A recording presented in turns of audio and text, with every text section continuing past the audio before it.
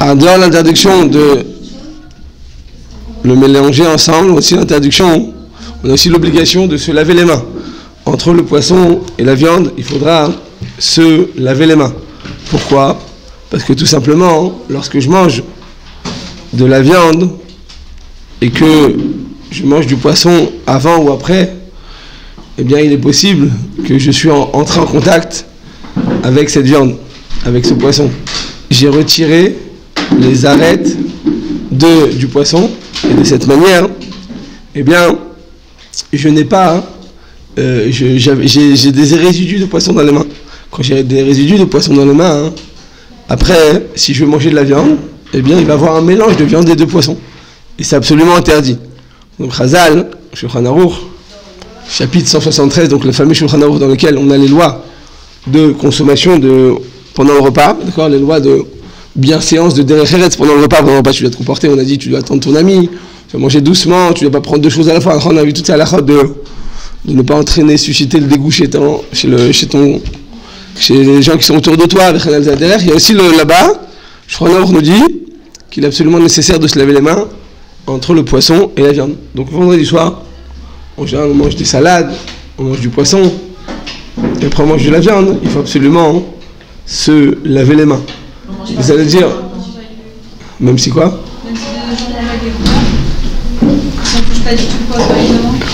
Même si on mange... Ouais, mais bravo, Khazak.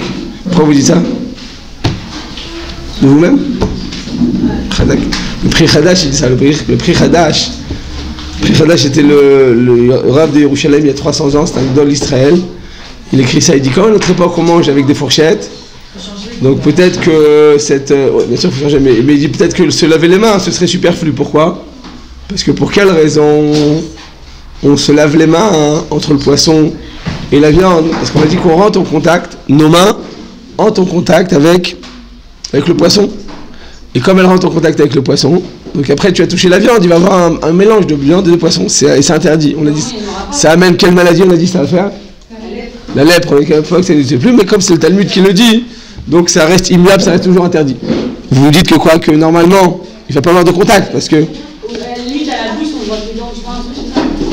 Mais avec les mains... Comme on mange avec une fourchette. Bah oui. D'accord.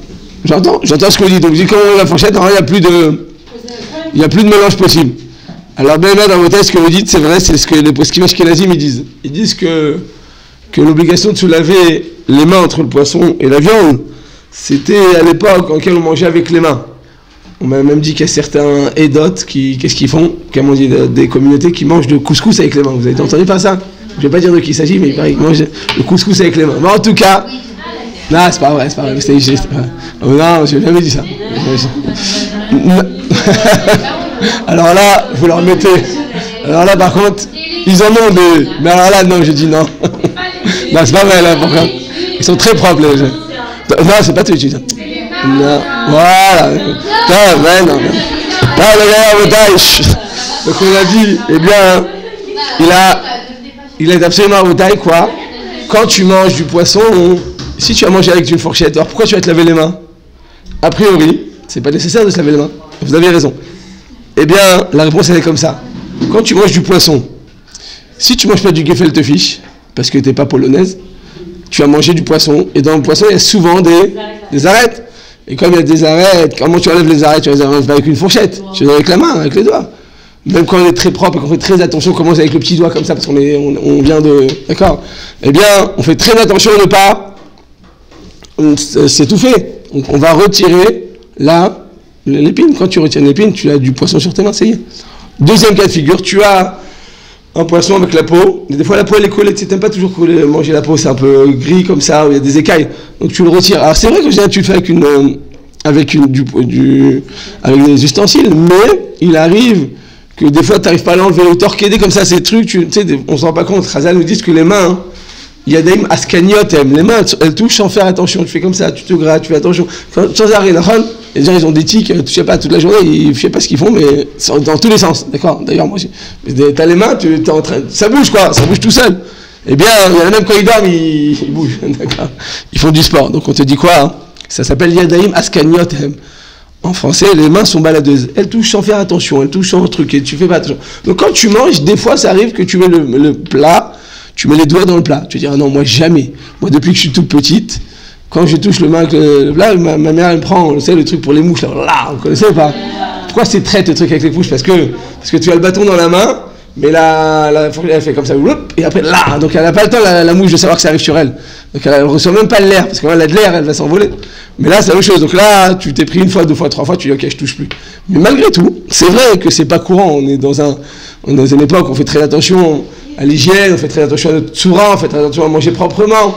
Il y a même des gens qui font très attention à ne jamais mettre les coudes sur la table. Vous savez ça? Ouais. C'est très péché ou pas?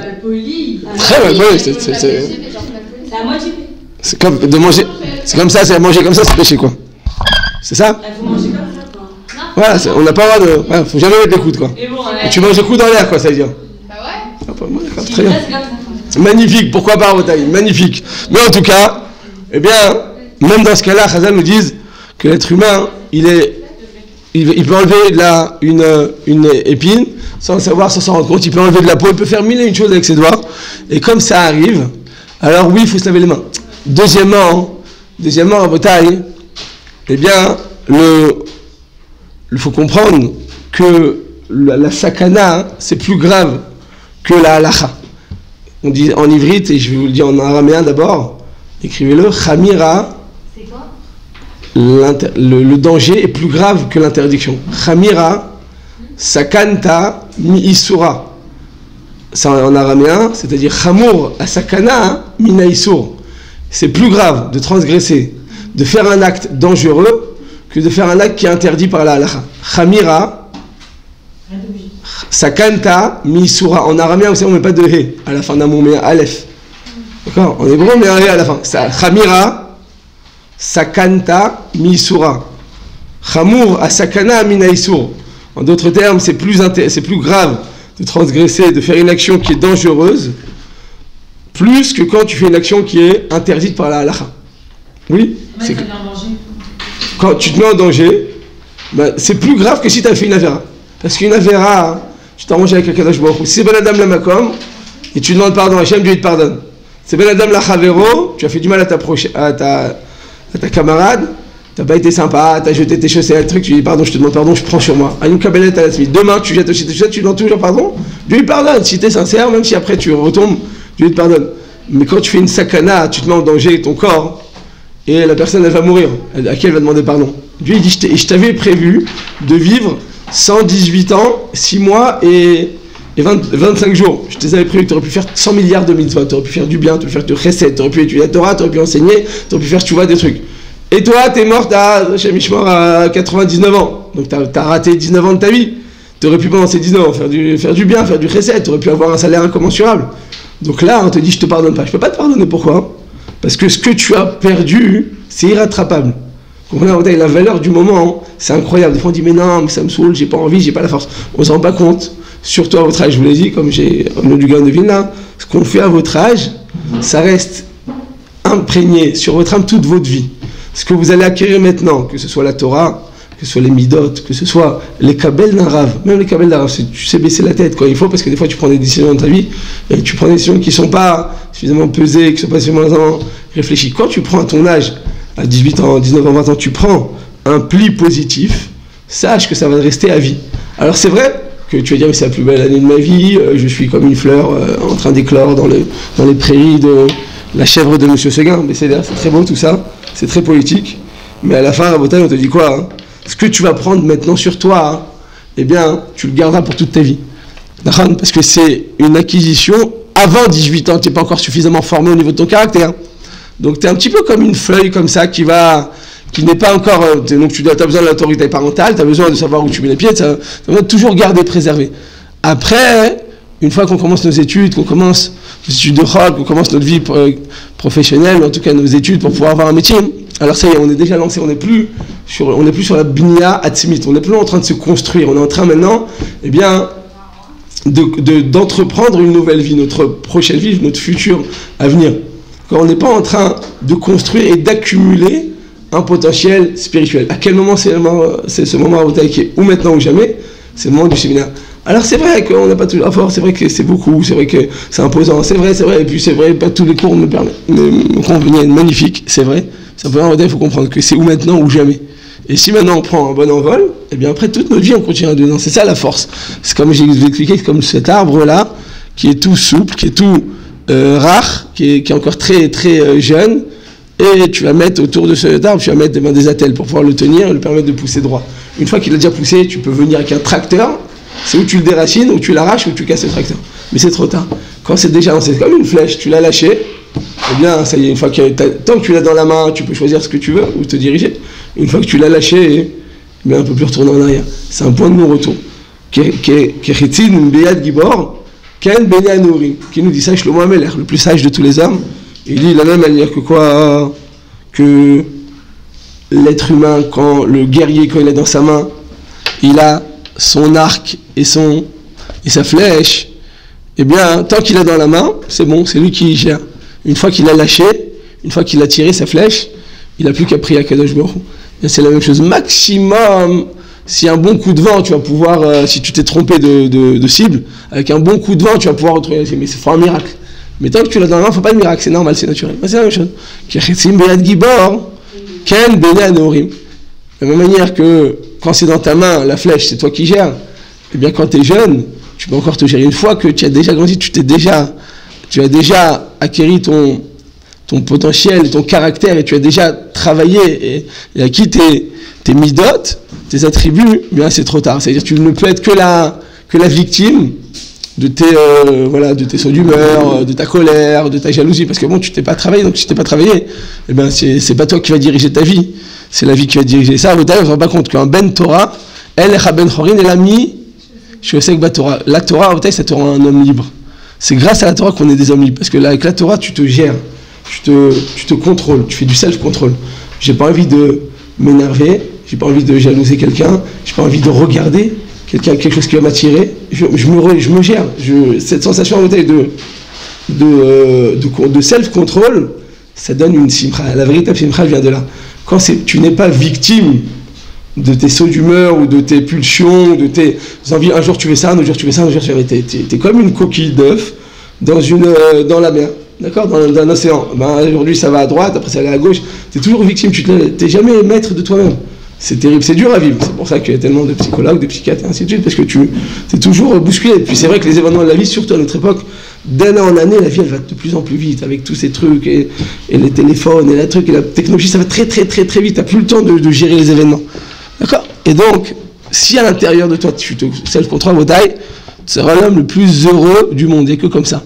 C'est exactement l'inverse de ce qu'on entend autour de nous. On a l'impression que la Torah, ça nous étouffe, la Torah, ça nous enferme, la Torah, ça nous rend austère, ça nous rend mélancolique, mais c'est vrai qu'il y a des choses habituelles, comme ça, quand ils ont de la Torah, ils sont terribles, parce que les mauvaises midotes qu'ils avaient pour leur avérote, ils vont au service de la Torah, donc c'est terrible. Des fois, je veux dire, avant de faire, tu vois, deviens un Ben Adam. Soit un Ben Adam, après tu viendras un Ben Torah.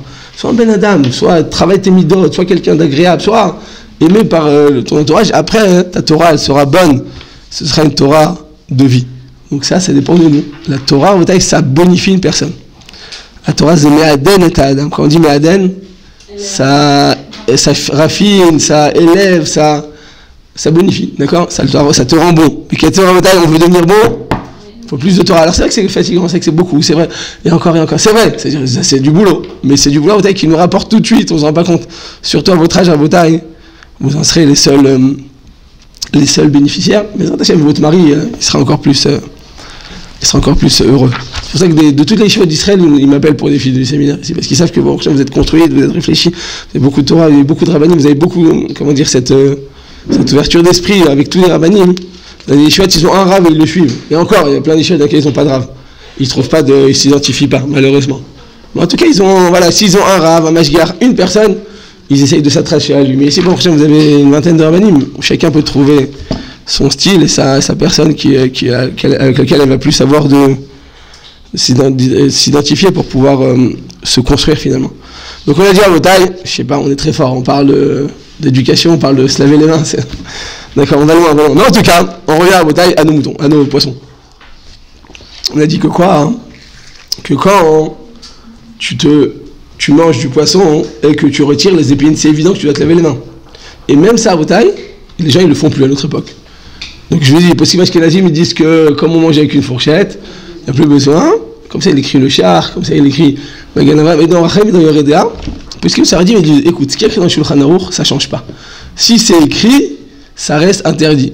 Si c'est permis, ça reste permis. Comme on l'avait dit hier pour les poux, même si la réalité elle est différente, on a le droit de les tuer pendant le chat, c'est le Shulchan Aruch. Et ce qui est écrit interdit, même si les choses changent, ça reste. Alors vous allez me dire pourquoi alors c'est interdit, pourquoi j'ai permis pour celles qui n'ont pas le minag le poisson et le lait, pourquoi j'ai permis? Parce que maintenant c'est plus dangereux. Parce que c'est pas le Shulchan Aruch, c'est tout. Comme c'est pas le Shulchan Aruch, donc on peut discuter. Mais quand c'est le Shulchan Aruch, ça sert à rien de discuter à Botaï, c'est écrit, on accepte et on prend sur nous. C'est pas le Shulchan Aruch, il n'y a pas de Shulchan Aruch sur ça, et donc c'est discutable. Et malgré tout, j'ai dit en conclusion que si vous avez l'habitude de ne pas le manger, vos parents ils font comme au DSF, ils doivent continuer. Mais si, à moins que vous mariez, quand vous mariez, mais alors vous pouvez changer, selon votre mari. En tout cas, à Botaï, eh bien, Chazal nous dit que donc se laver les mains entre le poisson et la viande est une nécessité absolue, même si on mange avec une fourchette. Pourquoi? Parce que il y a des ascagnottes, les mains, sans le savoir, elles peuvent toucher du poisson. Et vous allez voir, si vous faites attention et que vous êtes sincère, d'accord, faites l'exercice, vous avez ce Shabbat et dites-moi dimanche matin comment c'était. Vous allez voir que c'est comme ça marche comme ça. En fait, tu ne te rends pas compte, tu touches. Même si on fait très attention, on est super nickel, mais du bout des doigts, des fois, on enlève des fois un petit peu de peau comme ça. Essayez, d'accord, ok, en bataille. À moins que vous mangez le gefilte fish. Si vous mangez le gefilte fish, j'ai rien à vous dire. Mais vous approchez pas de moi non plus parce que après ça. Non, après, enfin bref. Des fois, le poisson il est très fort. Enfin, c'est de la carpe. Alors, oui. Non, pas Esther, voyons. Moi, j'ai goûté quand j'étais à New York une fois du gefilte fish marocain. Vous connaissez ça ou pas? Ils mettent plein de. Ouais, ils mettent du. En fait, c'est des boulettes de poisson comme avec plein de piments. Oui. Ah ouais. Mais juste si jamais c'est à ce point important de se laver les mains, alors que ça se trouve, on va même pas toucher le poisson avec les mains, et c'est surtout la bouche qu'il faut laver, non? Ouais, bien entendu. Et comment? Vous avez devancé le. Vous se lavez en plein repas, c'est pas commode, à moins que vous le balasez toujours avec votre brosse à dents. Attendez, je la sors, hop là, j'ai la brosse à dents. D'accord, donc effectivement, en Botaï, on va voir tout de suite quelles sont les. Il y a des mesures à prendre. Mais je parle, en tout cas, les mains, c'est le Shulchan Aruch. Et donc, il faut être vigilant, même si vous n'avez pas l'habitude de le faire, par contre. Et souvent, j'ai des élèves qui me disent que leur père était rabbini, mais qu'ils ne le faisaient pas. Et après, voilà, on regarde à l'intérieur, c'est écrit dans le Shulchan Aruch, dans le Kaf HaChaim. D'accord, dans le Kaf HaChaim, c'est écrit. Et donc, comme les poskim, ils sont clairs à ce niveau-là. C'est vrai que le minak, c'est de ne pas le faire. Hein. Les gens, ils ne le font pas. Mais je pense que ça vient plus de l'influence des rabbanim ashkenazim qui ne l'ont pas fait. Donc, en France, il y a beaucoup d'influence des rabbanim ashkenazim, donc on a continué à ne pas le faire. Mais, il faudra. C'est important que Maïmar Haroni. Non, c'est pas. Non, alors si c'est une sakana. Oui, si c'est une sakana, oui. Chamira sakata misura, si on considère que le poisson et la viande, c'est un danger, donc on a dit c'est encore plus important que les halachot, c'est encore plus important que certaines halachot qu'on a l'habitude de faire. Ce qu'on fait pour la halacha, c'est dangereux. C'est important, mais ce qu'on fait pour la sakana, c'est encore plus important. Même Achronim, c'est aussi la sakana, on en reparlera bientôt, quand on arrivera à ce chapitre. En tout cas, à Botaï, on a dit quoi? Que donc, quand on mange séparément le poisson et la viande, on se lave les mains. En général, le Rambam il écrit dans une chod deot. C'est chod deot, c'est pas la halacha du Shulchan Aruch, c'est des halachot les lois de bienséance, les lois des recheretz. Une chod deot, vous avez déjà vu les chod deot ou pas? Non. Vous avez jamais vu une chod deot? Non, sérieusement. Vous avez une chod deot, les lois de, comment on dit en français, de bienséance et de, qu'est-ce qu'il dit là-bas? Deot, c'est la. Savoir vivre. Ouais. Non, alors, c'est très intéressant, il faut le voir, parce qu'on voit la grandeur du Rambam dans des petits détails là-bas. Il y a plein de halachot, par exemple, je dis quand tu dors le soir, comment tu dors? On dort du côté gauche, et après du côté droit. Non, pas au milieu, on fait pas au milieu. Ça c'est les tchétchédés, droite, gauche, après. Non, on dort jamais au milieu, on dort jamais ni sur le ventre, ni sur le dos. Ah ouais? Oui, il faut jamais dormir sur le ventre. Jamais on dort ni sur le ventre, ni sur le dos. Il faut dormir sur les côtés. Alors j'explique. On dort, au début de la nuit, on dort sur le côté gauche, parce qu'effectivement, je vais vous expliquer. D'abord, on dort sur le côté gauche. Le côté gauche à Botaï, ça facilite la digestion, parce que par rapport au positionnement de l'estomac et des intestins, donc on dort du côté gauche. Et avec Rambam, il dit la première partie de la nuit. La première partie de la nuit, tu dors du côté gauche. Là, je sais pas. C'est ça. Vous faites une nouvelle application. Quelqu'un m'a montré en France une application. Il mange de la viande, hop là, il s'appuie dessus, et à la fin, au bout de 6 heures, Je lui dis, mais là, t'es handicapé, tu peux pas prendre ta montre et regarder quelle heure il est. Il me dit, non, c'est plus facile. Je fais, mais c'est pas plus facile que de regarder sa montre. Ben, j'ai peur d'oublier. Je fais, bah, si t'as peur d'oublier, t'es peut-être pas tour de toute la halakha, alors. C'est que t'es choté, c'est que il te manque une case. Mais en tout cas, on n'a pas besoin, c'est quoi la moitié de la nuit? La halakha, c'est quoi la moitié de la nuit? Alors, il n'y a pas, non. Ça casse comme, à partir de, faut être consciente quand on se retourne. Donc, vous êtes au début de la nuit, on va dire, je sais pas, la première heure, comme ça, il n'y a pas de moment précis, vous comprenez, on n'est pas une Torah, un truc. Quand vous dormez au début, vous dormez du côté gauche, après du côté droit. Pourquoi pas ni sur le dos, ni sur le ventre? Parce que la Gemara, dans Brachot, elle dit, sur Adam Nishon, à part Kedan, ni sur le ventre, ni sur le dos. Certains poskim veulent dire que c'est seulement interdit pour les hommes et pas pour les femmes, mais malgré tout, comme il y a un problème de digestion, même pour les femmes, on devra se comporter ainsi. Par contre, une femme qui est enceinte, et elle ne peut pas dormir, si elle dort sur le côté gauche, elle va s'enrouler, d'accord? Et si elle, donc dans ce cas-là, oui, quand il y a une nécessité médicale, ou quand des fois on n'arrive pas à dormir bien, des fois on n'arrive pas à bien respirer, on est bouché, on est obligé d'avoir les têtes un peu élevées, alors surélevées comme ça. C'est là, dans ce cas-là, on pourra dormir. Mais c'est une question d'habitude, je vous dis en bataille. Quand on s'habitue, après on peut dormir que sur les côtés. Au début, on a l'impression que c'est impossible. Essayez 1 nuit, 2 nuits, 3 nuits, vous allez voir. Après, ça devient beaucoup plus facile.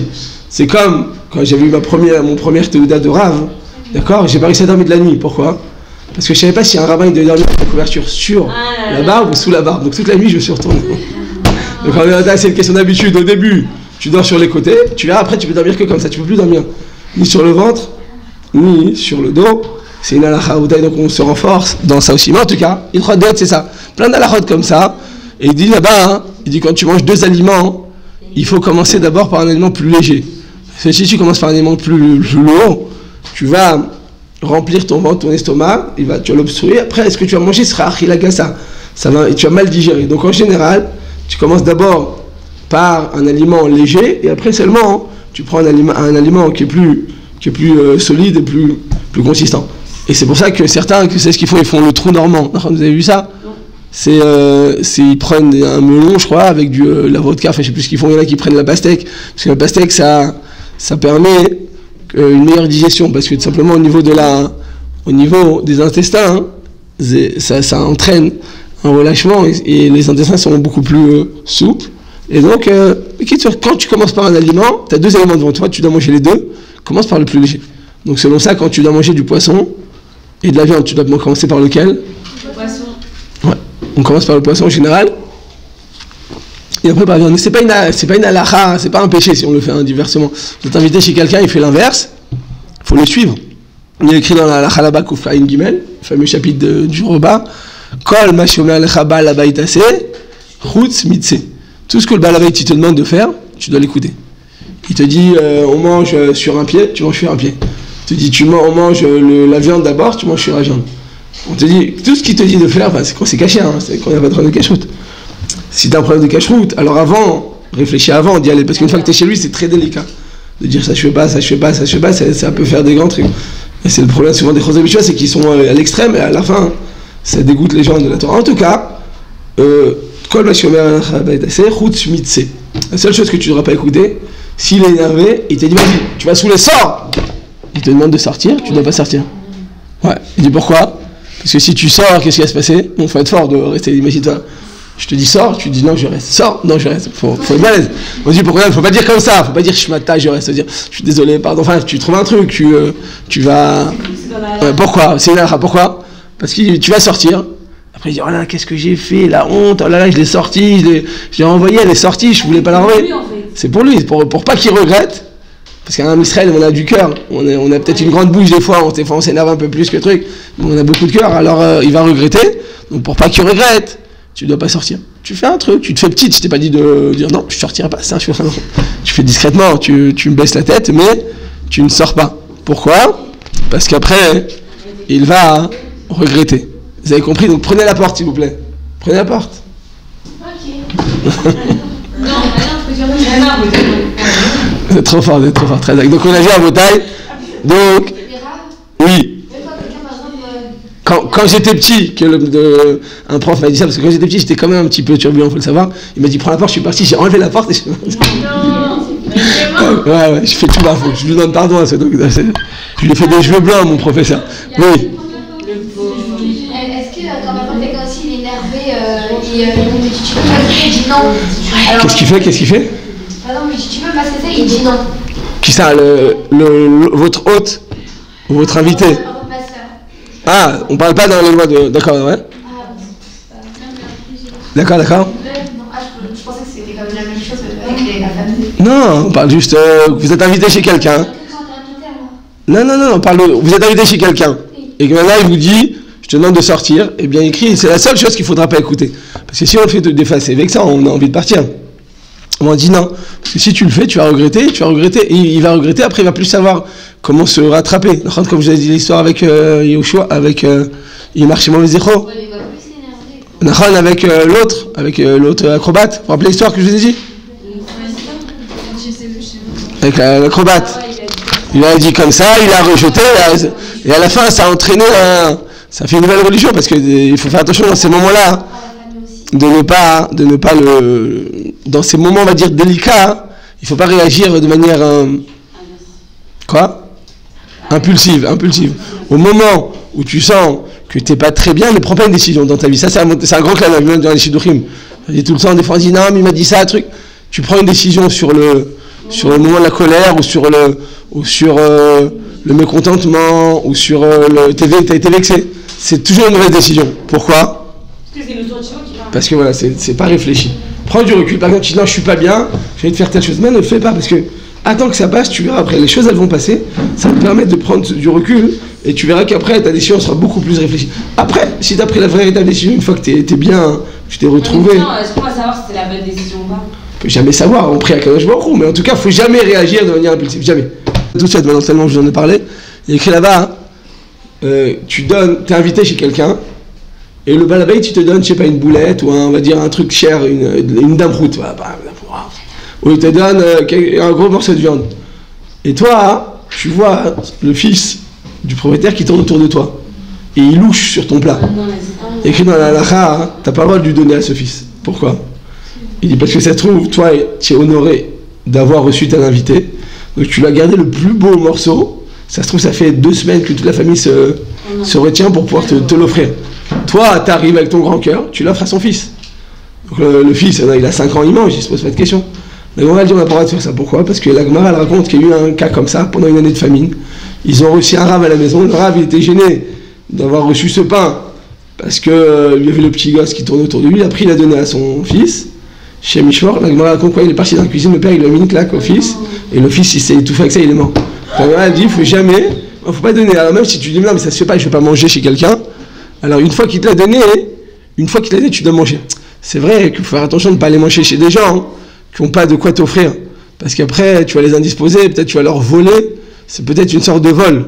Quand tu forces un peu quelqu'un à t'inviter, ou tu es dans une situation comme ça, et qui t'offre quelque chose, alors c'est peut-être un peu du vol. C'est pour ça qu'il faut donner un cadeau, il faut offrir, il faut payer, bon bref, ce qu'on veut, mais en tout cas, c'est comme du vol. Et donc, mais si je t'ai déjà offert, je t'ai déjà servi, il faut manger. Il ne faut pas faire trop la marocaine. Un petit peu la marocaine, c'est bien. C'est bien de, comment dire, il ne faut pas manger tout de suite, c'est un petit peu, d'accord, supplier. Pas supplier, mais il ne faut pas tout de suite être trop gourmande. Mais quand on dit, allez, vas-y, Bechavod, s'il te plaît, bien, il faut manger, il ne faut pas être trop lourd non plus. Mais si on t'a déjà servi, il faut manger. Pourquoi? Parce que lui, maintenant, il veut t'honorer. Moi, maintenant qu'il te l'a déjà servi, tu devras l'honorer. Ouais, il y a plein d'alachot de derecheret dans vos tailles. Et ça, c'est notre Torah. C'est vrai que beaucoup de derecheret, toujours, tu réfléchis à l'impact de tes actions. Donc, on a dit que quand tu manges du poisson, et après tu manges de la viande, tu devras commencer par le poisson, parce que le poisson, c'est léger, et après, seulement, tu manges de la viande. Parce que c'est plus difficile pour la digestion. La même chose quand tu dois manger du poulet et de la viande rouge, tu commences par quoi? Par la volaille, parce que c'est plus léger, tout simplement. Je répète, c'est le Rambam qui dit ça dans les Chodeot. Donc, Echad Efshar, on le fait. Quand on peut le faire, on le fait. Si maintenant t'es invité chez quelqu'un, tu dis non, moi je mange pas, je suis désolé. D'abord, tu ne dois pas faire de remarques, même si c'est tant que c'est pas la source qui te fait, c'est juste des minagim, tu dois accepter, tu dois te taire. Mais même si. Oui, même bien, c'est ce que je viens de vous dire. Non, je suis pas en train de dire qu'il faut. Des fois, vous avez des grands-mères qui font des assiettes comme ça, tu sais, tu mets la tête dans le couscous et tu manges tout. J'ai pas dit ça, j'ai pas dit que là il faut faire attention à notre santé, à notre ligne, j'ai pas dit qu'il faut tout manger. J'ai dit, mais si, on dit non, je mange pas parce qu'ils ont pas assez d'argent, ça faut pas le faire, parce qu'une fois que tu es déjà chez eux et qu'ils ont déjà servi, ils vont pas le reprendre dans le plat. Maintenant que t'es déjà servi, il faut manger. Ok, Rabotai, tu manges ce que tu peux, je te paye de manger plus. Ok, Rabotai, c'est clair pour tout le monde? Vous avez que les Ashkenazes, ils n'ont pas l'habitude de faire cette Netilat Yadayim, ça s'appelle Ma'im Emtsaim, donc se laver les mains entre le poisson et la viande, ils n'ont pas l'habitude de le faire, d'accord, comme ça dit le Rama, dans Yoredea, donc de la deuxième partie du Shulchan Aruch, chapitre 116, chapitre Kouf, Tetzain, Seif, Bet, paragraphe 2, il nous dit qu'on n'a pas l'habitude, on a l'habitude de ne pas se laver les mains entre le poisson et la viande. Certains disent c'est grâce à la fourchette, et donc il n'y aura plus de cas de danger, parce que finalement il n'y a plus de mélange. D'autres ils disent que quoi qu'il arrive, comme on pourra toujours toucher, même intentionnellement, donc on devra se laver les mains quoi qu'il arrive. C'est comme ça qu'il faut faire la halakha au taille, surtout pour les Sfaradim, il faudra se laver les mains entre le poisson et la viande, obligatoirement. C'est une halakha du Shulchan Aruch. Non, tous les jours. Si vous mangez en semaine, si vous allez manger et du poisson et la viande, attendez déjà que vous mangez du poisson, dites merci, parce que déjà, séminaire c'est... Mais en tout cas, si vous mangez et du poisson et de la viande, eh bien, même en semaine, même Shabbat, même à Kippour, eh bien, il faudrait se laver les mains. Il y a un ordre, se laver les mains. Comme ça? Il y a un ordre. Entre quoi? On se lave les mains comme ça. Non, il n'y a pas d'ordre. C'est pas une halakha. C'est pas, voilà, exactement. C'est pas un digne de Netila. Netila, il faut prendre de l'eau, il faut verser. Il y a 10 conditions pour Netila, vous savez pas? Il y a 10 conditions. Bon, c'est là, vous allez apprendre avec le Rav Koller. Il y a 10 conditions. Mais en tout cas, là, il ne s'agit pas de. Vous pouvez prendre là, par exemple, une lingette. Vous savez, des fois dans les restaurants, tu vas, tu mets des lingettes. Des fois, tu vas dans l'avion, ils te donnent des lingettes chaudes. Vous connaissez ça? Ouais, parce qu'on se déshydrate. On se déshydrate, ou parce qu'on a besoin de se rafraîchir. À la fin du voyage, comme ça, surtout c'est le long voyage, comme ça, plus de 10 heures, et ils te mettent des lingettes chaudes et ça te rafraîchit. Et donc là, on pourrait utiliser ça parfaitement. Pour Maïm Acharonim, on ne peut pas utiliser ça parce qu'il n'y a pas d'eau qui coule et Bekitour, il y a d'autres halachot. Mais pour Maïm Saïm, il n'y a aucun problème. Ce Shabbat, j'étais dans un endroit, et des fois, c'est pas que tu es tout seul. Shabbat Ratan et table des Rabbanim, tu peux pas te lever devant tout le monde, tu vas dire qu'est-ce qu'il fait les trucs. Quand tu fais de la chassidut, il ne faut pas que les gens te voient le faire. Tu sais, bon, faut pas, c'est de la grossièreté de certains, vous savez. Quand tu fais des choses en plus, il faut être discrète. Ce que tu fais dans la halakha, tu dois être fort, tu dois le faire même devant tout le monde. Le Pélémet, il dit quand tu vas dans un Shabbat ou dans un buffet et qu'on te donne des choses à manger, tu prends et tu fais à voix haute la bracha. Comme ça, les gens ils répondent au chez moi, Amen. Ils disent ah oui, c'est vrai, j'ai oublié de faire la bracha. Et grâce à toi, les autres, ils vont pouvoir réparer leurs actions. Mais à voix haute. Maintenant, pas devant les hommes et tout ça, on se met pas sur la chaise, faire comme hier. D'accord, mais on n'a pas honte de le faire, quoi, en tout cas. Mais quand c'est de la chassidoute, quand c'est des mesures de rigueur, là, tu les fais discrètement. Pourquoi? Parce que ça saute aux yeux. Vous avez dit c'est une halakha. Alors voilà, chazak. Mais c'est une halakha que personne ne connaît. Je dis même les rabbanim. Ouais, il faut la faire connaître. Mais on en a des autres. Non, on va dire comme ça. Comme il y a Ishal Malis mort de ne pas le faire, tous les rabbanim ashkenazim ne le font pas. Donc le faire, ça peut être, si on est dans un cadre de gens que personne ne le fait, ça peut être considéré, ça s'appelle dans la halakha la yuhara.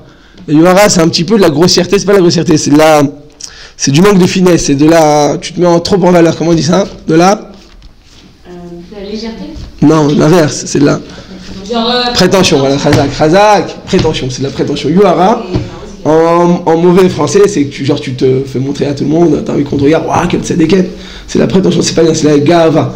D'accord? Si tu veux montrer tes actions, c'est pas bien. C'est pas le but. Ta voix d'Hachem, elle doit être discrète, elle doit être entre toi et Hachem. Hein? Quoi? Tu as tout caché.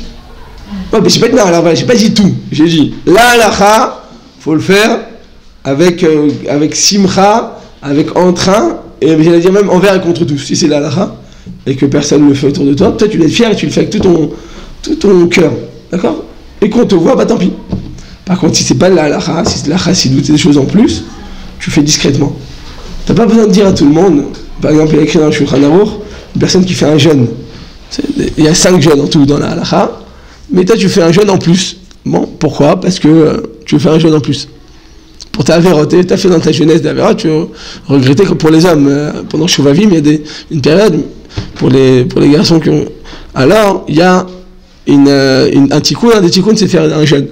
Écrit dans la halakha, quand tu fais un jeûne pratique, donc c'est un jeûne que toi tu t'imposes, et que tu le dis aux gens, il y a écrit non seulement tu n'auras pas de salaire. Pourquoi tu n'as pas de sahar? Parce que finalement, eh ben, tu l'as dit aux gens. C'est toujours bon de dire aux gens. Tu dis ah, tout ouais, je suis en train de faire un jeûne, tu sais. Ça veut dire qu'il a fait d'Avera aussi. Non, d'accord, non, on va dire, tu sais quoi, t'es tellement tzedeket que moi j'ai fait aucune avare et je fais ça pour le dor. Moi je fais ça. Comme Baba Saleh, genre il jeûnait, c'était pas pour lui, Baba Saleh, ce qu'il faisait. Bekitso, il y a écrit quand tu le dis aux gens, alors non seulement t'as pas de salaire, parce que t'as un gain, t'as un retour, tu as la considération et on croit que t'as une grande sadique. En plus de ça, tu as une punition. Tu vas être puni pour ça. Pourquoi tu vas être puni? Parce qu'en réalité, eh bien, tu gardes pas entre toi et Kadosh Baruch Hu. La Vodat Hashem, c'est pas une vitrine. Tu ne dois pas mettre en avant et en valeur. Quand c'est sincère, tu n'as pas besoin de le montrer. Je dis toujours ça à mes khatanim. Quand tu aimes ta femme, tu n'as pas besoin de le montrer devant tout le monde. Et des gens, ils manquent de discrétion, ils manquent de pudeur. Ils disent devant tout le monde, ma chérie, ma femme, je t'aime, mais tu n'as pas besoin de le dire à tout le monde. Si vraiment tu penses que tu aimes ta femme, tu n'as pas besoin de le dire. Il y a des gens qui sont très riches, ils n'aiment pas que les gens le sachent. Mais les parvenus, les gens qui viennent d'arriver dans le monde de là, d'accord, ils ont fait un petit peu d'argent, tac, tac, tac. Et ils ont besoin, tout le monde leur voit leur dernière Rolex. Pourquoi ils ont besoin de ça? Je connais des gens, des milliardaires, quand je dis milliardaires, je connais personnellement, ils ont des charons à 10 shekels. Vous savez, les noirs, là, pas les quartz, comment ça s'appelle les... les casios, là. Casio à 10 shekels, c'est avec le truc bleu, là. Ils mettent celle-là. Parce qu'ils ont pas envie que les gens savent. Non, alors après, non. Il faut un juste milieu, il faut bien vivre selon notre niveau. Il y a écrit, il faut bien vivre selon ton niveau. Ni plus, ni moins. Ouais, pour ça que là, c'est pour ça que je dis, je suis en train de dire que... Oui, mais est-ce que ça veut dire que je peux avoir une montre à 100 000 euros? Si je suis très très très riche, j'ai le droit d'avoir une montre à 100 000 euros? Non, j'ai pas le droit. Parce que la elle dit que quand tu t'habilles avec trop de marques et trop cher comme ça, ça amène la gava. Au fond de toi, tu vas dénigrer les autres. Tu dis, moi je suis comme ça. Tout ce taranoug, là, tout ce cadre, toute cette... tu aveugles les gens, tu aveugles les yeux de ceux qui t'entourent, tu les éblouis. Ça, c'est de la gava, tout ça, en fait. Bien sûr qu'on ne peut pas. J'ai dit, il faut un juste milieu. Tu te sens bien, tu te sens bien, propre, agréable, tu es bien dans ta peau, tu te trouves bien, c'est tout. Tu n'as pas besoin de plus que ça. Plus que ça, c'est de la gava. Moins que ça, c'est de la anava. Des fois, il y a une mauvaise anava. Des fois, on est brisé. Pourquoi des fois, les gens, ils font pas attention? Il y a des personnes qui ne font pas attention à elles. Parce qu'elles ne se sentent pas bien dans leur peau. Elles attirent un peu l'attention négative. Elles sentent qu'elles ne sont pas belles, qu'elles ne se sentent pas bien. Donc, elles vont ça va aussi, au niveau vestimentaire, il va y avoir des conséquences. Dans le plus, dans le moins. Ou dans le moins. Il faut un juste milieu, il faut se sentir bien avec ce que tu as besoin, tu le fais. Tu as besoin de sortir au restaurant une fois par semaine, une fois par mois avec tes copines, mais il n'y a pas de mal à ça. D'accord? Maintenant, si tu as bien tous les jours, il y a un problème. On est d'accord? Parce que si tu es le jour, c'est qu'il y a un problème dans ton truc, c'est que tu te sens pas bien, c'est que tu cherches des émotions fortes, c'est que tu n'es pas bien. Faut comprendre, tout ce qui est à l'extrême, c'est pas bon. Ok, on peut arrêter de parler maintenant? Il faut commencer à étudier. Ouais, par rapport à. Oui. On va dire dans une. Je sais pas, moi, dans une famille, personne ne s'imagine un haronim. On est là, on va se dire, on va faire un haronim. Vous avez raison, même. Alors vous avez mettre, c'est une chéla. Voilà, ce Shabbat, j'étais dans un Shabbat Ratan, et j'ai des trucs, et je voulais maintenant entre le poisson et la viande.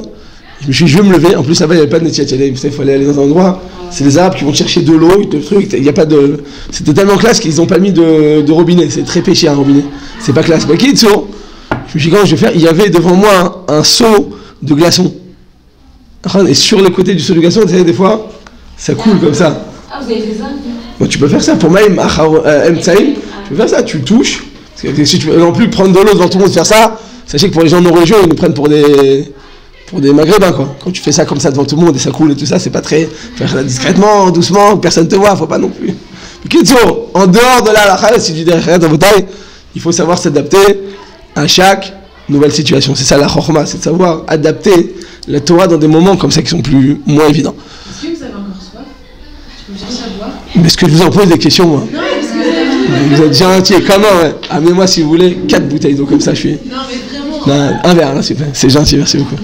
Que Dieu vous bénisse. Vous voyez comment ça devient marocaine? Et ou pas? Chaz v'shalom. Donc elle dit à Botaï, non, elle a raison. Chacun sa truc. Il faut être heureuse comme on est, c'est ça l'essentiel. Comme on est, chacun comme il est. Donc elle dit à Botaï, qu'est-ce qu'on fait à ce moment-là? Eh bien, il faudra... Donc, en conclusion, vous mangez du poisson, vous êtes sfarad, vous n'avez pas d'eau. Alors, si vous avez mangé avec une fourchette et vous avez très vigilant pendant tout le repas, vous avez fait attention, Bon, maintenant, je vous l'ai dit, ce Shabbat, vous n'allez pas le toucher, parce que je vous l'ai dit, vous allez faire super attention. Mais Shabbat d'après, ok, Rabotai, donc je vous fais 2 exercices, un dimanche qui arrive, un dimanche d'après, et dites-moi si vous allez toucher sans faire exprès le plat. En tout cas, quand on fait très attention, oui, on peut être vigilant de ne pas toucher. Moi, je dis que, dans les Naskaniot, c'est que les mains elles touchent sans que tu fasses attention. C'est ça la chorma. Si je te dis de pas toucher maintenant tes cheveux. Non, on va pas les toucher. Voilà, tu vas pas les toucher. Mais si je te dis rien, tu fais comme ça, tu fais comme ça, ça arrive, c'est-à-dire tu es bas, le kitour. Donc on a dit à Rabotai, si on a mangé avec une fourchette et qu'on a fait attention de ne pas toucher, alors dans ce cas-là, si on veut s'appuyer sur la vie ashkénaze, eh bien on prendra au moins une serviette. Tu prends une serviette et qu'est-ce que tu fais? Tu te nettoies, au moins tu t'essuies les mains. Tu enlèves, s'il y a de la graisse ou quoi que ce soit, tu te nettoies les mains. En dehors de cette première mesure à Rabotai, il faut aussi consommer un aliment intermédiaire. Un ma'achal ben bassar les dagim. Il faut manger quelque chose, que ce soit du pain, que ce soit des salades, d'accord? Il faudra manger quelque chose pour pouvoir déloger les résidus qui sont susceptibles de se trouver entre les dents. Deuxième mesure à prendre, tu dois boire quelque chose. Pourquoi? Parce qu'en buvant, d'accord, tu les as délogés, maintenant ils sont dans ta bouche. Après tu as mangé la viande, ça va se mélanger dans ta bouche. Donc on te dit pour que ça passe, qu'est-ce que tu fais? Une fois que tu as mâché quelque chose, tu bois. Et quand tu bois, tu vas ingurgiter, tu vas te débarrasser de tous ces résidus qui se trouvent entre tes dents. Et donc, ce sera la deuxième mesure à prendre. Donc on a dit d'abord, mâcher quelque chose, mâcher un aliment quelconque. Tu n'es pas obligé de mâcher un chewing-gum, mais tu mâches n'importe quoi. Et tu bois une boisson quelconque. Est-ce que, quelqu'un me pose la question hier, est-ce qu'on a besoin de déposer un aliment? Toi tu manges du poisson, moi je mange de la viande et on mange ensemble sur la même table. Est-ce que on doit déposer un aliment, un élément distinctif? Hein? Voilà, est-ce qu'il faut se séparer? Ah, vous avez mis un petit sac dans la cuisine? J'ai mis quoi? Un sac. J'ai mis un sac. Mais oui. Une bague, comme une J'avais dit oui à la bague finalement. Alors j'ai dit comme ça. Entre le lait et la viande. Entre le lait et la viande, oui, c'est nécessaire. Entre le poisson et la viande. Bah non. Moi je mange un poisson, vous mangez de la viande. Et on mange ensemble sur la même table. Il faut mettre une séparation entre nous ou pas? Merci beaucoup. Pourquoi non? Merci bien. Pourquoi non? Sinon, ce qu'on a dit, normalement, on a dit comme Khamira, Sakanta, Misura. Si tu considères que le danger est plus grave que la halakha, et que la halakha, entre viande et lait, on nécessite un élément de séparation, à plus forte raison pour une chose qui est sakana, parce qu'on a dit que sakana, c'est plus chamour. Donc tu rajoutes un degré supplémentaire. Donc a priori, on aurait dû, oui, exiger de mettre un élément de séparation entre le poisson et la viande. Et réponse? Mais comme dans la tête d'un homme, il va se dire c'est dangereux donc je ne vais pas le faire. Donc il va pas mélanger le poisson et la viande. Ouais. Alors qu'il aurait pu le faire pour le lait et la viande, parce que c'est juste une... Khazak, il a fait comme si une sakana, il a fait mal. Bravo. Comme la personne sait qu'elle peut se mettre en danger, alors elle ne le ferait pas. Donc elle n'a pas besoin de signe extérieur pour lui rappeler que c'est interdit. Vous avez raison, il a fait, c'est une très bonne réponse. Kol hakavod, c'est ce que nous dit le Pitré Tchouva. Il dit sur place, sur Shulchan Aruch, qu'il n'y a pas besoin parce que c'est une sakana. Comme c'est une sakana, donc on se préserve soi-même. Donc on n'a pas besoin d'avoir un élément distinctif extérieur. Se laver les mains à Rabotai entre eux. Donc là on a dit manger un aliment, on a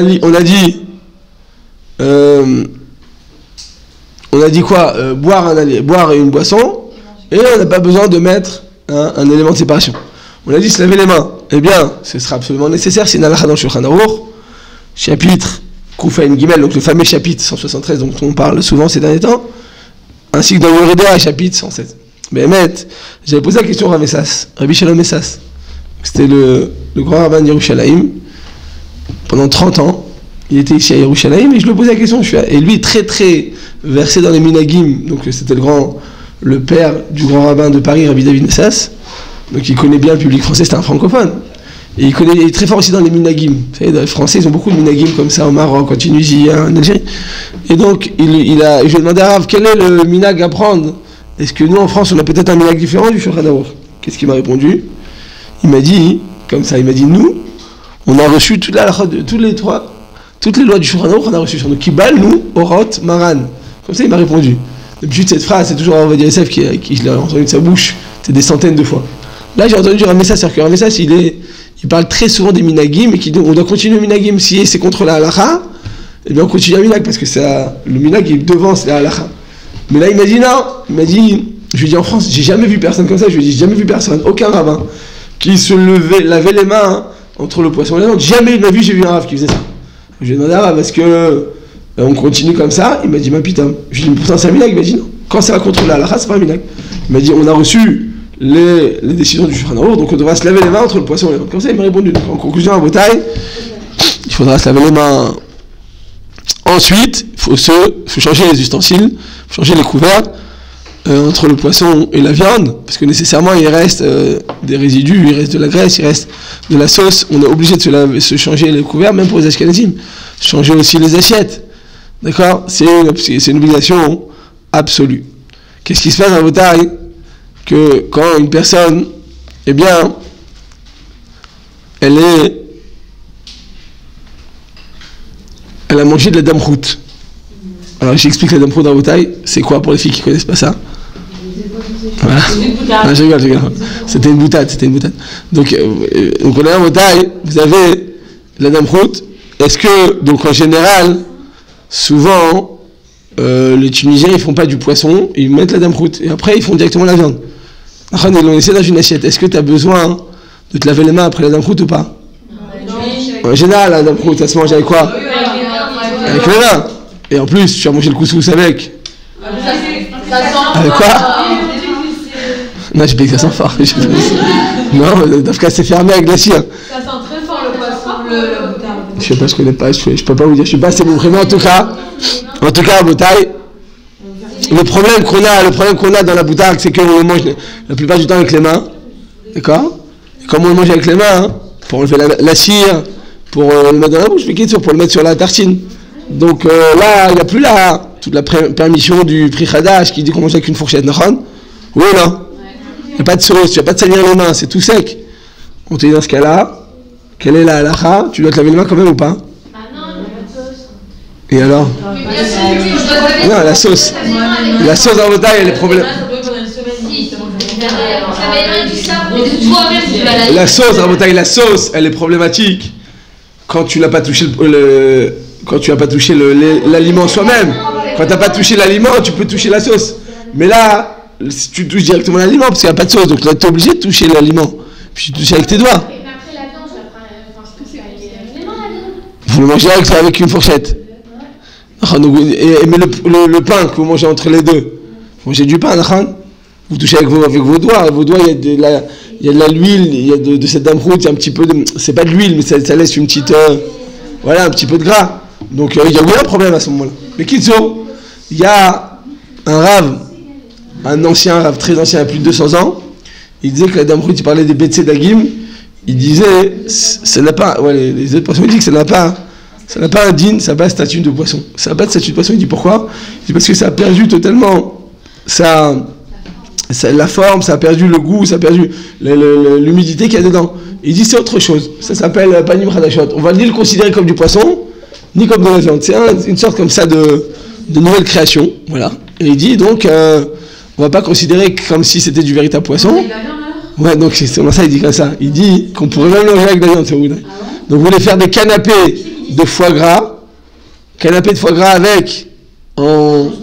avec en support une tranche de damrout. Bah voilà, ça c'est Marie-Caline, je suis désolée. Pourquoi ? Bah, les gens, moi je pense que c'est du poisson. Enfin pour moi c'est du poisson.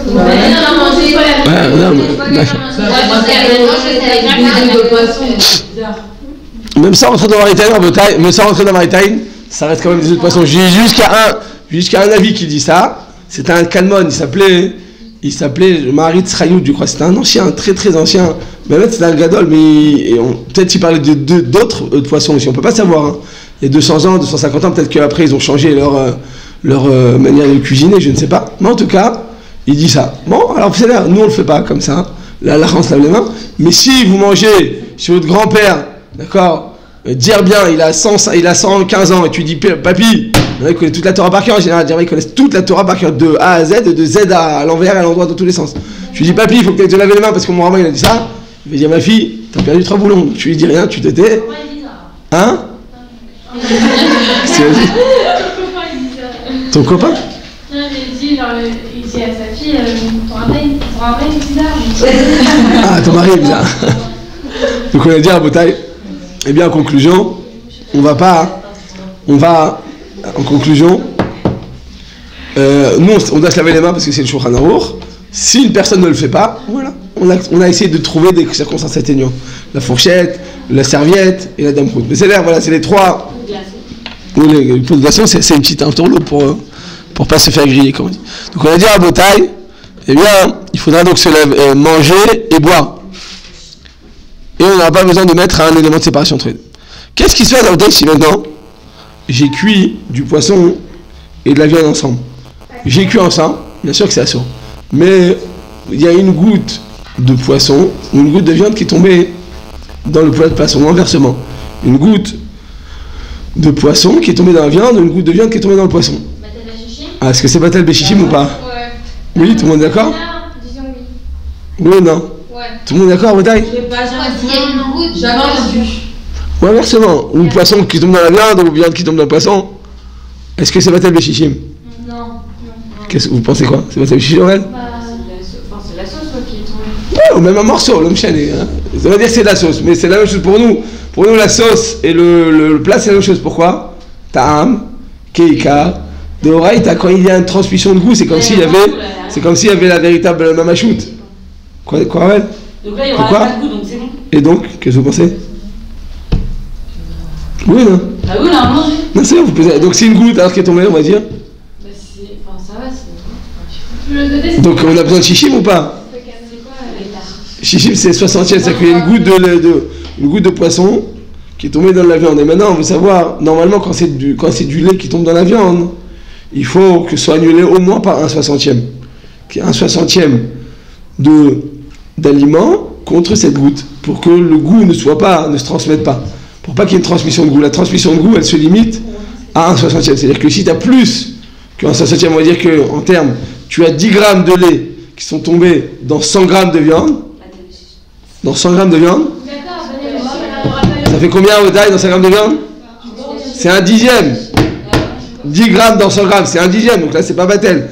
Là, tu dois jeter ton plat. Mais quand tu as une goutte de lait qui est tombée dans 1 kg de viande, donc dans 1000 grammes de viande, donc là, c'est 1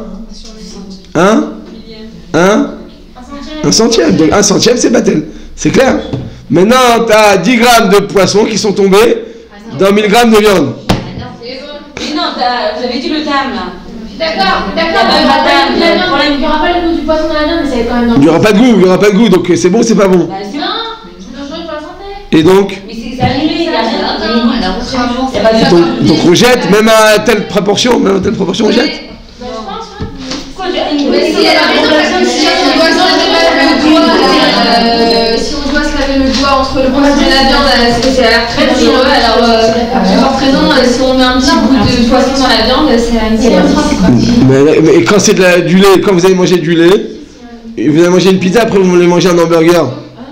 Là aussi c'est une catastrophe si vous mangez comme sale. Pourtant c'est Batel Béchichim. Le Batel Béchichim n'a pas d'incidence sur la gravité. Non. Non, alors Léa, dans ce cas-là, vous avez quand même besoin de vous laver les mains. C'est pas parce que c'est très dangereux que ça devient interdit. C'est parce qu'il y a une interdiction de le mélanger. On n'a pas le droit de mélanger le poisson et la viande. On n'a pas le droit de mélanger le lait et la viande.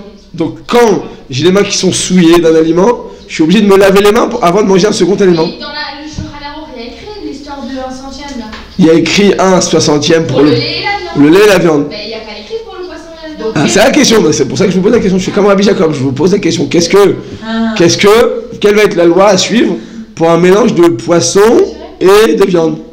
Réponse? C'est quoi la réponse? Donc Vous la vendez alors. comme c'est dangereux pour poisson.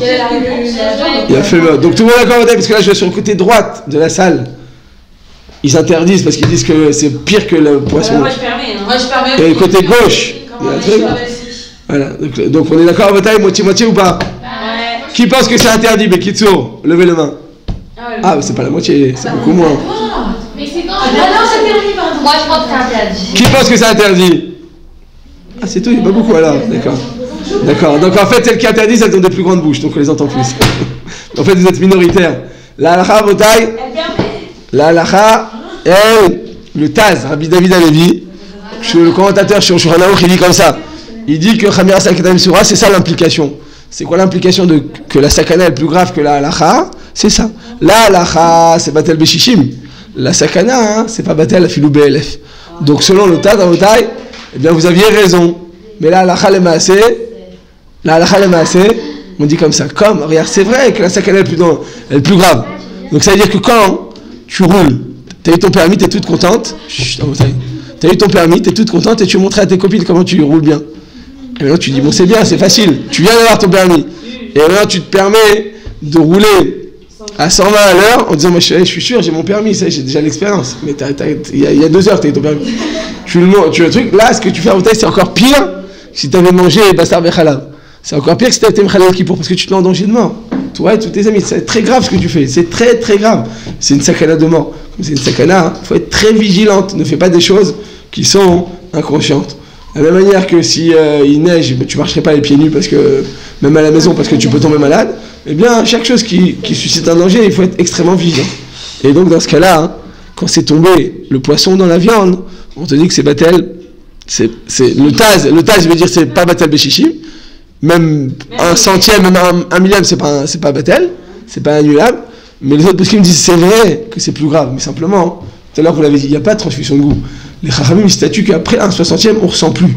Comme on ne ressent plus le goût, vous avez dit ça tout à l'heure, comme on ne ressent plus le goût, et qu'il y a une goutte de poisson qui est tombée dans 1000 gouttes de viande, mais on ne ressent plus le goût maintenant. Je cherche le poisson, je ne le trouve plus. Donc on ne le ressent plus. Donc si on ne le ressent plus, il n'y a pas de sakana. Quand est-ce que la sakana se présente? Quand il y a une transmission de goût. Il y a un goût de viande, un goût de lait qui se mélange. Mais quand ce qui est tombé, c'est tout de suite batel. Je ne reconnais plus. Donc j'allais dire que ce poisson, il s'est transformé en viande. Cette goutte de poisson, ces 10 grammes de poisson, qu'on ne reconnaît plus maintenant dans le mélange, c'est pas un morceau. Si c'est un morceau, tu oublies de l'enlever même quand il y a 1 million de fois plus. Mais quand il n'y a pas de transfusion, quand il n'y a pas de morceau, il y a juste de la sauce, il y a juste un goût, et que ce goût, tu ne le reconnais plus au palais, et bien à ce moment-là, on considère qu'il n'y a plus de lait.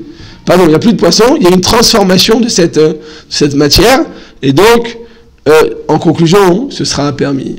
Une fois, j'ai entendu Rav Yitzhak Yosef. Pourquoi dites-moi. Je vous écoute. Parce que la goutte du poisson existe quand même. Elle est où? Elle est où? D'accord, elle est dans le plat, mais elle existe quand même. Quelqu'un qui est allergique, par exemple. Oui, il est senti le truc. C'est vrai. Parce que l'allergie, c'est une offre. C'est quand notre mode, notre système de santé, il est plus comment dire, il est plus raguiche. Il est plus développé, trop développé, à ce moment-là, ça fait des allergies. Donc, c'est pas, on parle de tout goût, il doit être ressenti par la majorité des gens. Donc, selon la halakha, c'est pas considéré comme un goût. En tout cas, en conclusion, à Votaï, le Rav Yitzhak Yosef, il avait raconté, j'ai entendu de sa bouche, qu'une fois il était parti aux États-Unis avec son père, le Rav Yosef, ils sont partis ensemble, et ils étaient invités par des gens de la communauté, et ils sont arrivés, le temps qu'ils arrivent, le Rav, vous savez, quand tu invites un Rav à 8h, il va arriver à 10h, parce qu'il a donné un cours, il fait des brachot, il arrive. Ils sont arrivés, le temps qu'il arrive, la femme, elle avait laissé dans le four, en mode stand-by, les plats. Top. Ils arrivent, le balabait et la femme, ils sont heureux de recevoir. Rav Yosef, chez la maison, c'est que dans la dor qui vient chez toi, t'es contente, t'es heureuse.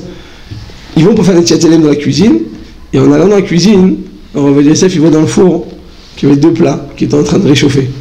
Le poids de poisson, et le poids de viande. La Gemara dit qu'un Talmid Chacham, il voit tout, en fait. Même s'il ne met pas ses lunettes, il voit tout, parce qu'ils ont une perception plus rapide des choses.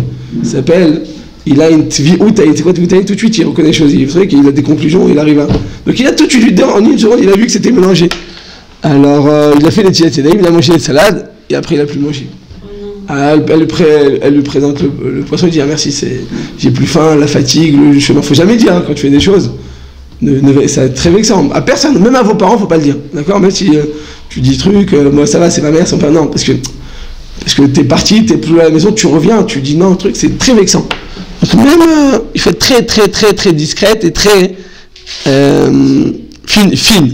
Pour quand tu fais de la Torah, il faut être très fin d'esprit. Mais en tout cas, voilà qu'il a dit, je suis désolé, un long chemin, je peux plus trop manger, c'était très bon, la salade, je me suis rassasié. Top, elle dit bon, peut-être le poisson, pas tout le monde l'aime, d'accord. Elle attend, elle amène la viande et elle voit qu'il ne mange pas. Là, à ce moment-là, elle était tellement heureuse que le Rav vienne, non, c'était pas une Marocaine, elle était tellement heureuse, je parlais des Arabes, elle était tellement heureuse qu'elle recevait le Rav Ovadia Yosef à la maison, qu'elle a commencé à pleurer.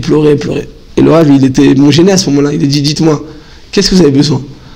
Parce qu'elle a reçu à la maison, il dit, la vérité, le Rav, ça fait 15 ans qu'on est mariés, et ils n'ont pas eu d'enfants. Pendant 15 ans, ils étaient des tsars. On s'est dit, le Rav va venir à la maison, il lui a donné une bracha. La Gemara, elle dit, Techef, le Talmid Chacham, bracha. Quand tu invites chez toi un Talmid Chacham, dans ta maison, tu auras la bracha. Techef, les Netila, bracha. Quand tu fais Netila Tedei, fais tout de suite ta bracha. Des fois, tu attends 4 heures. Quand tu fais Netila, tu attends un quart d'heure à table, le temps que tout le monde fasse. Non, c'est interdit sur le bracha. Il faut que ce soit Techef. Techef, il faut que ce soit immédiat. Une fois, le Rabbi Chaim Vital, c'était l'élève du Harizal, Rabbi Yitzhak Loria.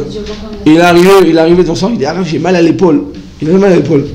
Le Rav lui a dit, est-ce que hier, quand tu as fait les Tila, tu as fait tout de suite la bracha? Il dit, non, c'est vrai, j'ai attendu le temps au séminaire, le temps que 50 fassent les Tila, et puis elle parle, et puis elle monte, j'ai attendu.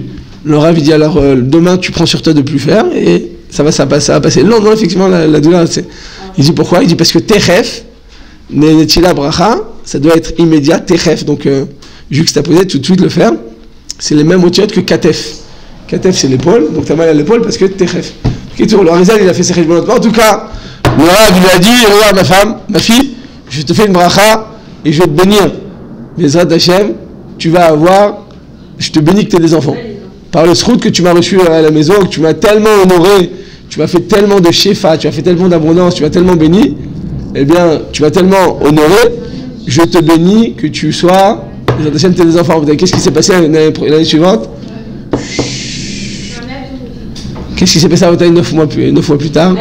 À la même heure, le même jour, 9 mois plus tard, exactement, le Rav avait raconté, elle a eu biduk un enfant avec la bracha du Rav. Donc ben, elle a eu de la peine, elle a été touchée, c'est vrai, mais grâce à cela, je m'en fous, il a béni. En tout cas, réchauffer un plat de viande et de poisson dans un même plat, dans un même four, c'est interdit. Faire attention à Otaï. Souvent on fait ça. Des fois, ce qu'on fait, on met papier aluminium et on dit, bon, je mets juste à réchauffer. Tu peux mettre dans un four en même temps. Un après l'autre, il n'y a aucun problème. Consécutivement, il n'y a aucun problème. En même temps, ce sera interdit.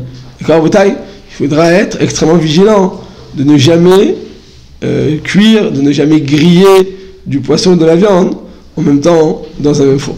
Même s'ils ne sont pas dans un même ustensile, parce que s'ils sont dans un ustensile, c'est un mélange absolu, c'est absolument interdit. Mais même s'ils sont dans deux plats différents, ce sera tout de même interdit. Pourquoi? Parce qu'il y a de la fumée et de la vapeur.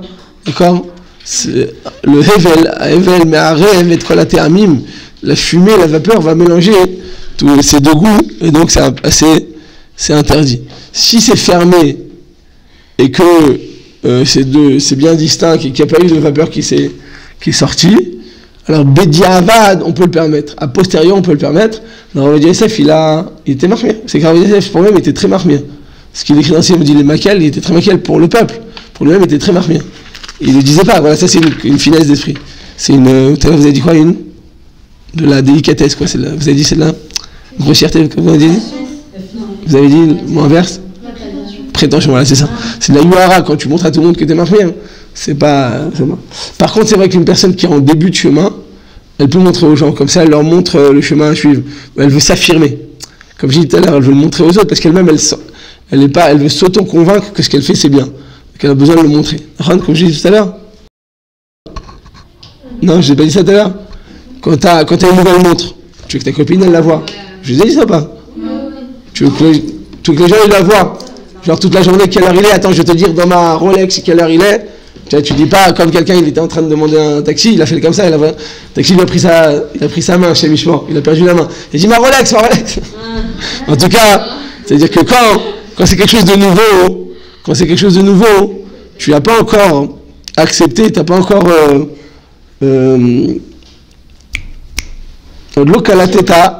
l'okalateta chez Eshelcha, tu n'as pas encore accepté que ça t'appartient vraiment.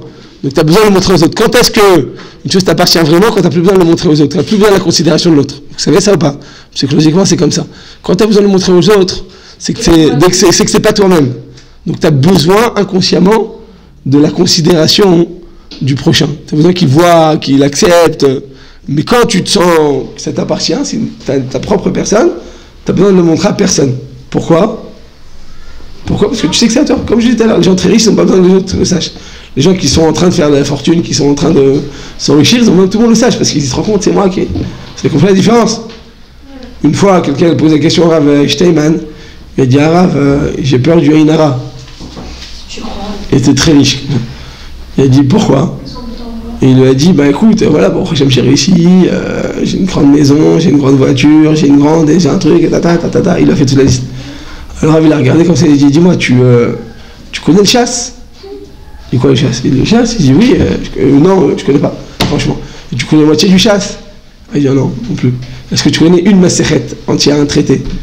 Il dit, ben maintenant, j'ai étudié quand j'étais petit, quoi, enfin bref, quand j'étais à l'école, après. Il dit, est-ce que tu connais une daf d'Ogmara?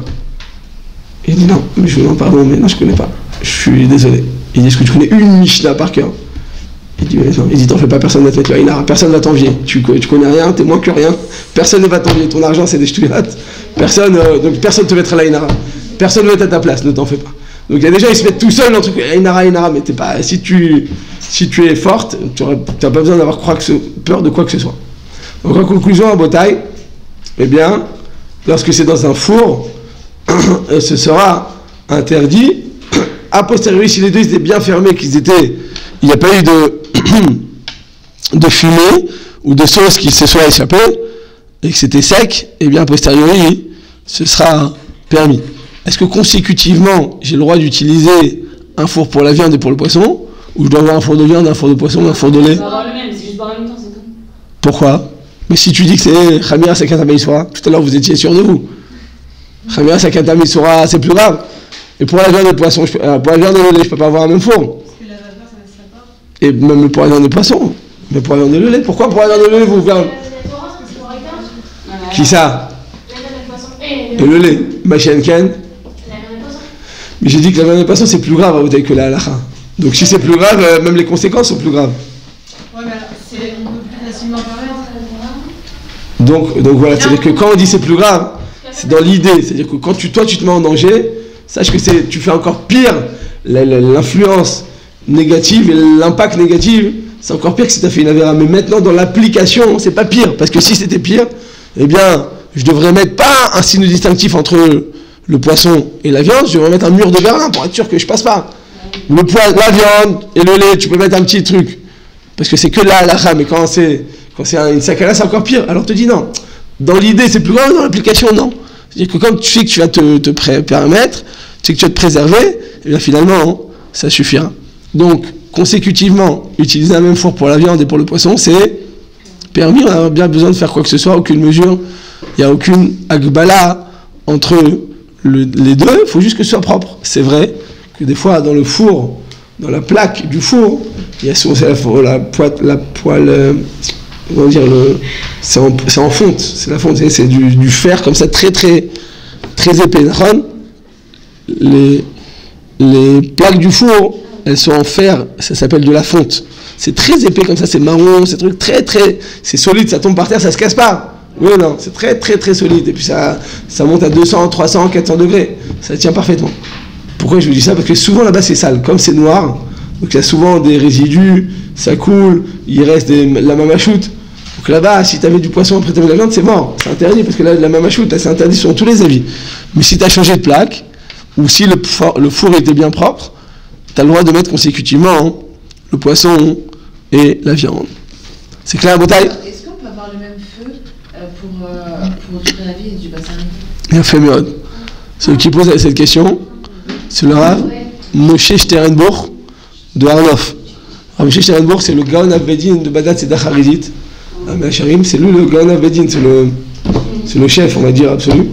La Halacha, il écrit là-bas, dans un livre qui s'appelle Tshuvot Balagot, il écrit, le Rav Moshe Sternbourg, qu'il faudra avoir un feu différent, un feu distinct entre la viande et le poisson. Il dit pourquoi? Regardez ce qu'il dit. Entre la viande et le poisson? Entre la viande et le lait. Il faut avoir deux feux différents. Mais qui sont? Tu as 4 feux sur ta gazinière. Tu en réserves 2 pour le bassar et 2 pour le khalav. Ou 3 pour le bassar et 1 pour le khalav.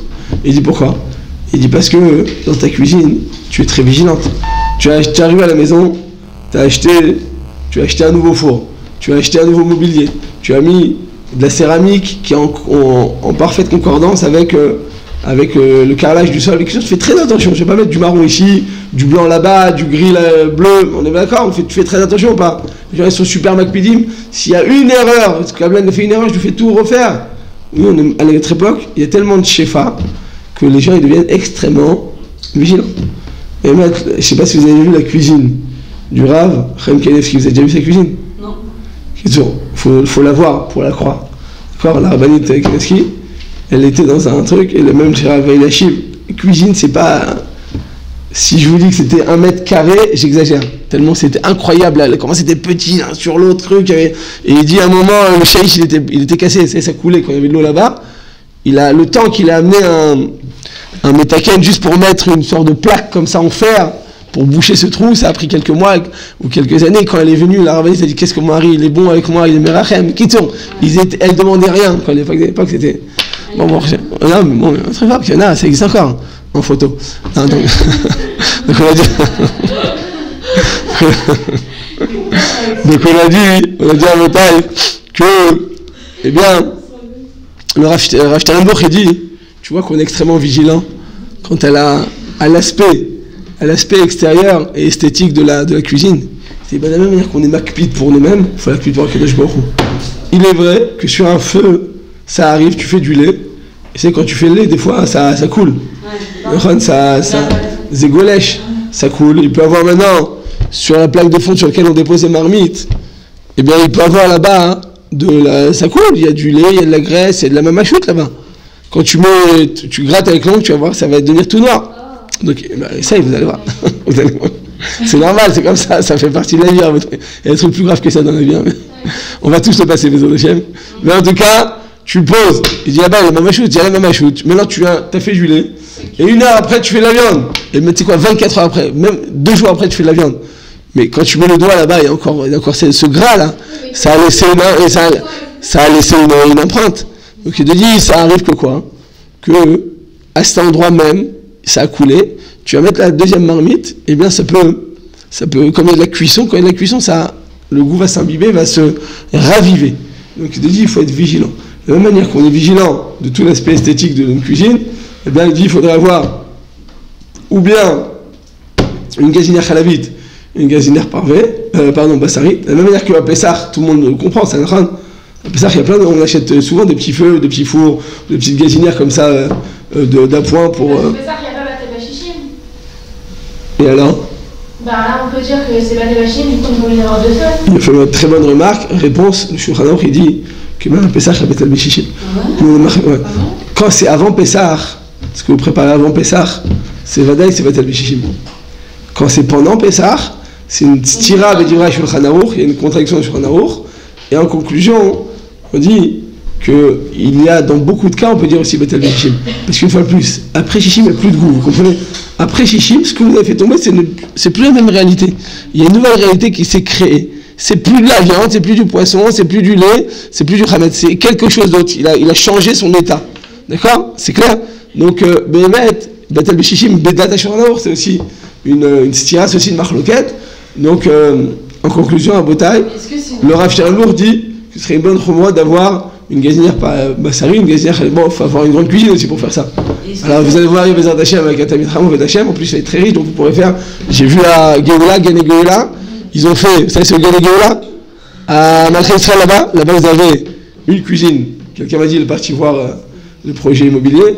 Tu as une cuisine, tu as 3 cuisines. Comme ça, il m'a dit, une bonne, une khalavi et une qui est fermée toute l'année juste pour Pessah Khilou. Voilà, comme ça, tu es tranquille. La Ganégoula, ça c'est dans Alice au pays des merveilles. D'accord? Donc vous allez marier avec un Tamid Chacham, il va être Shamaïm, il va être sadique, il va avoir des yeux bleus, il va être extra milliardaire, mais qui tout va très bien dans le meilleur des mondes. Donc Bezrat Hashem. Mais quand des fois c'est un peu différent la réalité, c'est pas grave. La Torah est belle aussi. Le bonheur, il est en nous, il n'est pas extérieurement. Si nous on est heureuse, alors quels que soient les événements de la vie, on sera heureux. Si on est malheureux, on peut donner tout le shefa du monde, tu seras la plus malheureuse. Et donc, en conclusion, à Botaï, est-ce qu'on a besoin de faire ça? Est-ce qu'on a besoin d'avoir 2 gazinières? Non, on n'a pas besoin d'avoir 2 gazinières. Le Rav Sternbuch, il dit ça par Moussa. Tu sais, t'es makpida, tu fais attention, que tout soit truc, c'est très bien. La halakha, il n'y a pas besoin. La halakha, une gazinière, ça suffira. Pourquoi? Parce qu'il y a du feu. Quand il y a du feu, tout à l'heure, on a dit ça, Juliette, vous avez dit ça, Khan? Vous avez dit quoi? Non, c'est qui m'a dit? Non, c'est vous? Il a dit quoi? Comme il y a du feu comme ça. Je vous ai dit là-bas, il a ma choute, vous m'avez dit quoi? C'est un tout et donc quoi? Donc ça brûle. Non, même si vous mettez une marmite après de viande, et après vous mettez une marmite de lait, à cet endroit-là, si vraiment c'est du lait, et que après vous mettez une marmite de viande dessus et que c'est chaud, ben le goût il se transmet. Il a même ma choute. Si c'est de la graisse, si c'est du beurre, on dit comme ça, comme c'est sur le feu, ça devient du pécham, ça devient de la...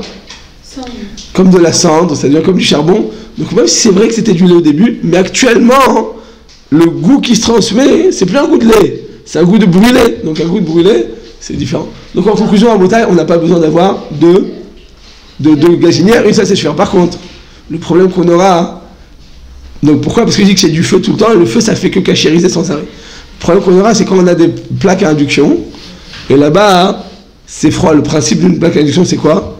C'est qu'il faut utiliser une marmite spécifique, et dès que tu la poses sur le feu, ça fait moins et plus, et tout de suite ça s'allume. Mais c'est qu'à cet endroit-là que c'est chaud. À cet endroit précis, c'est chaud. Dès que tu l'enlèves, ça devient froid. Incroyable, c'est comme ça que ça marche.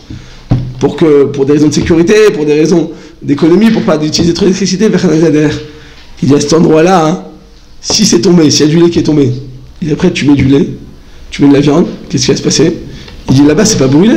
Parce que dès que tu l'enlèves, ça se refroidit. Donc il dit là-bas, c'est pour ça que dans les plaques à induction, et dans les plaques en général, à vitre céramique, tu nettoies tout le temps. Là-bas, vous avez raison, il faut que ce soit toujours nickel. Là-bas, c'est facile. Comme c'est du verre, tu prends une lingette auto-nettoyante et hop là, la lingette jaune, là, de ménage, et tu nettoies et tu enlèves tout. Mais c'est vrai que c'est seulement sur du vitre céramique ou sur de la vitre. Mais si c'est sur les plaques que nous on a avec le feu, là-bas ça devient du charbon. Donc, mais c'est pas nécessaire. Mais si c'est une khumra d'avoir deux feux pour un truc, est-ce que... Non mais c'est pas une khumra, j'ai expliqué que c'était du moussa. Une khumra, hein, c'est une chose qui est écrite en Shulchan Aruch, après ça se discute. On se lavait les mains, entre le poisson la viande, entre le poisson... D'accord, tout ça. Mais là c'est pas une khumra, c'est quelqu'un de notre époque qui dit ça. C'est écrit nulle part, on n'a pas besoin de le faire. En conclusion, ne faites pas ça et surtout ne racontez pas ça à vos parents, sinon on croit que vous êtes devenu extrémiste. Surtout pas ça. Juste, on fait attention qu'il n'y ait pas de mamachout, ça oui. S'il y a un morceau de viande qui est tombé, avant de mettre du lait, il faut l'enlever, ça oui, c'est sûr. Est-ce que ça veut dire que je peux aller chez un goy et cuisiner, j'amène ma marmite et je cuisine sur son feu? Dans tous les cas, chez lui, ça va être trèfle, chez moi aussi c'est trèfle, il y a de la viande et du lait qui ont été... Ah bah là, c'est pas la même chose. Là-bas, vous avez raison, quand on arrive dans des hôtels, des fois, ou dans des appartements hôtels, dans des appartements de vacances ou dans Airbnb, vous prenez un truc de vacances, c'est super compliqué de cuisiner dans leur cuisine, parce que là-bas, hein, comme vous dites, c'est taref toute l'année, et quand c'est taref, c'est beaucoup plus dangereux, c'est beaucoup plus interdit. Tout ce que je vous disais tout à l'heure, c'est entre la viande et le lait, ça s'appelle éther-abala. Quand il a absorbé le lait, c'était éther. Quand il a absorbé la viande, c'était éther. Après, le mélange, il peut aboutir à une interdiction. Mais au moment où ça s'absorbe, ça s'appelle hétéra-bala. C'est boléa éther. Ça absorbe une permission, donc ça reste pas.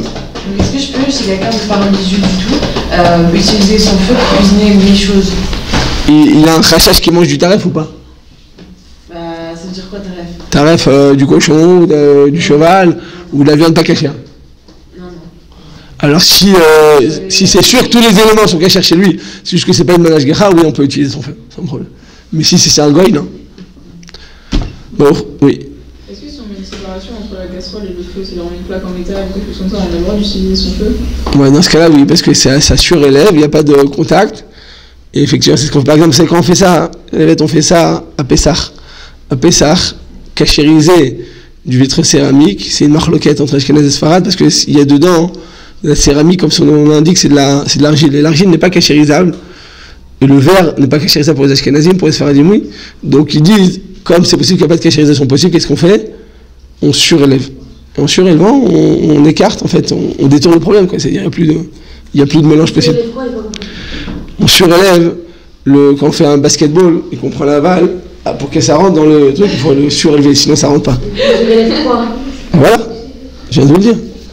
On surélève la marmite de la plaque vitre céramique pour pas que ça touche directement.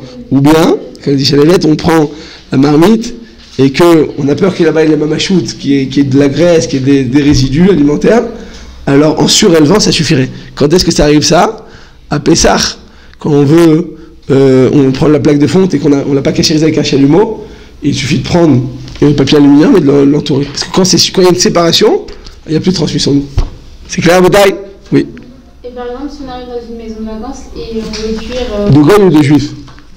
En France ou en Israël? En France, d'accord. On cachérise tout ça, les plaques. Pas tout est cachérisable. Ouais, bon, on va dire oui. Il y a Ouais. le feu bleu là qui sort, c'est cachérisable. Quoi, le feu bleu? Il faut dire la gazinière, quoi. La gazinière, ouais, d'accord. Bleu parce que vous portez un pull bleu, mais sinon, c'est vrai. D'accord. Si ça aurait été rouge, j'aurais dit le feu rouge, quoi. Et jaune? Bon, parce que, d'accord.